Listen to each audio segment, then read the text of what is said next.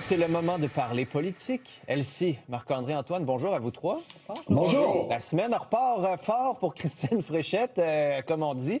François Bonnardel, un des piliers de la CAQ, a des kystes. Beaucoup souhaitaient qu'il se présente. On voit là le message qu'il a envoyé sur les réseaux sociaux pour dire qu'il est convaincu que Christine Fréchette est cette personne qu'il faut. Antoine, coup fatal pour Bernard Drainville?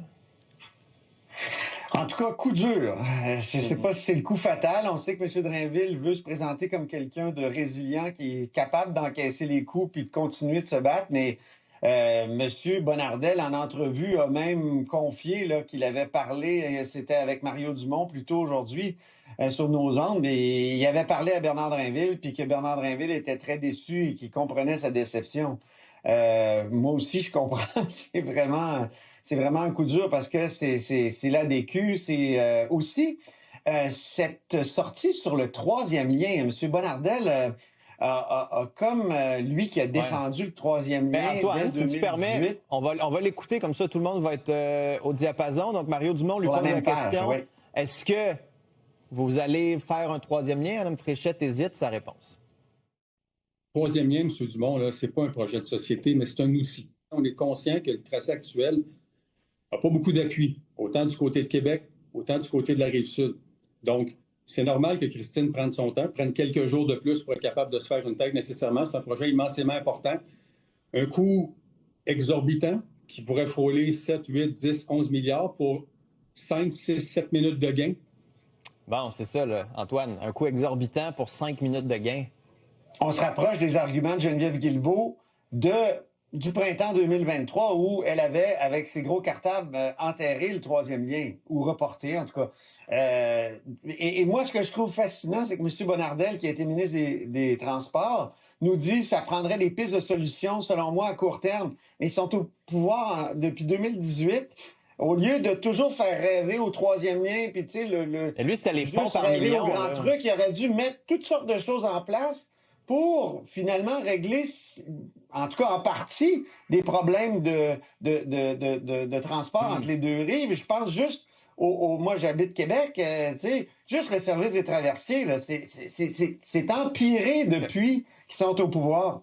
Oui, Elsie, est-ce qu'il va y avoir autre chose? Est-ce qu'on pourrait faire comme Paul Saint-Pierre Plamondon? Moi, je sais pas, proposer ce que la Caisse de dépôt a proposé. Est-ce qu'on va juste dire non, on repart en consultation? Est-ce qu'il faut qu'il arrive avec un tracé?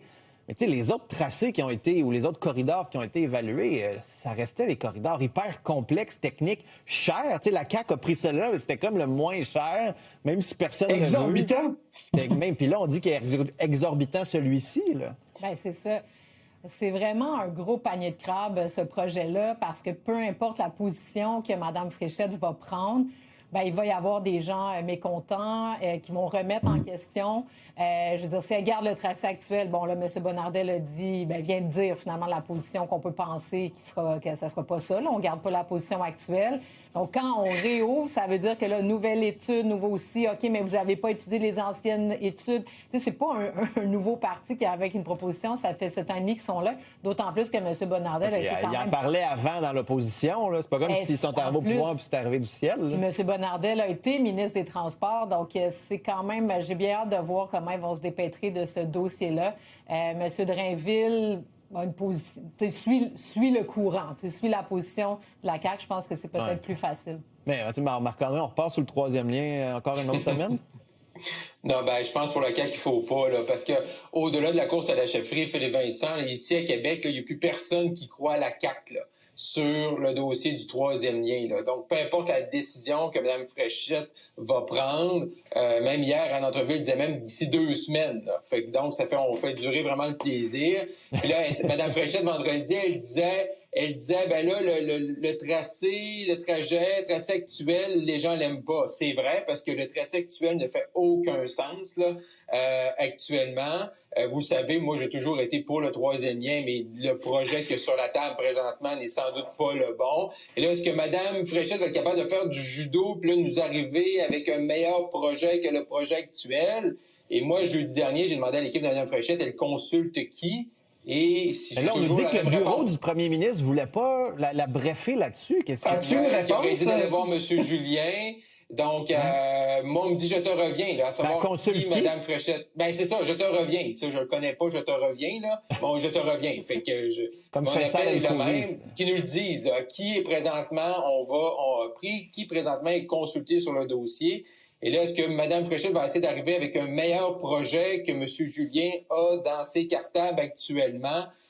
Clairement, là, c'est vraiment pas bon pour la CAQ de garder ce sujet-là en vie parce que ça nous prouve quoi? Qu'ils n'ont pas été capables de le régler au cours des 7-8 dernières années. Là. Au moment où il y a un sondage qu'on découvre ce matin là, qui dit que c'est pas aussi payant électoralement qu'avant. Parce que dans le soleil, ça dit quoi ce sondage? Ça dit perte de vitesse?